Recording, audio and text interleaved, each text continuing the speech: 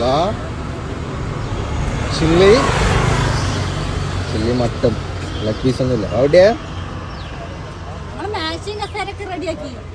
ആള് ഇരിക്കാൻ കസാരി മേശക്ക് റെഡി ചെയ്യുമ്പോ കഴിക്കാൻ ആളില്ല എന്ന് പറഞ്ഞ പോലെയാണല്ലേ?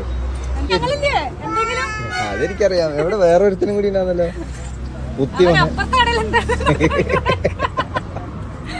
നിങ്ങക്ക് ചിരി. ഇവിടെ ബാക്കിയുള്ളവൻ ദുബായിക്ക് കൊണ്ടുവരുന്ന തോന്നുന്നു ഷെയ്ക്കിന്റെ ഇടം കൈ ആവാൻ.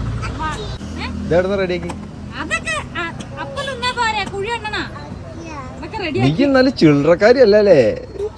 ഇതാ മകൻ തൊട്ടപ്പുറത്തെ കടയിൽ നിന്ന്.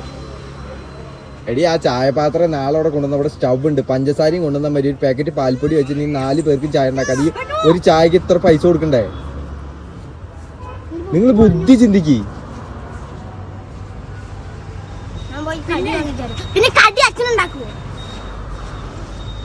നല്ല കടി ഞാൻ തരാ. നിന്റെ കൊരവള്ളി നോക്കിട്ട് പൊക്കോ.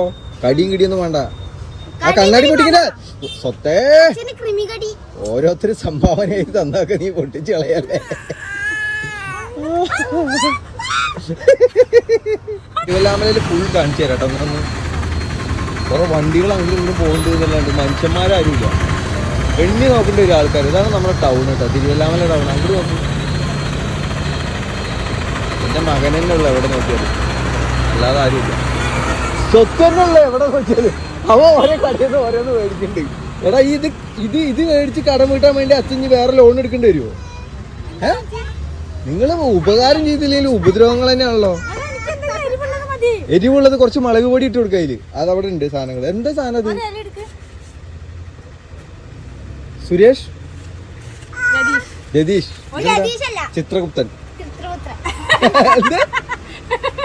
അത് പറയും കേക്കട്ടെ. ആ കറക്റ്റ് ആണ്. ഇപ്പോഴാ ശരിയായത്. എന്നാ അവിടെ പോയിരിക്കും ചിത്രപുത്രൻ. എന്ത് ചായ ഞാൻ കുടിച്ചോട്ടെ?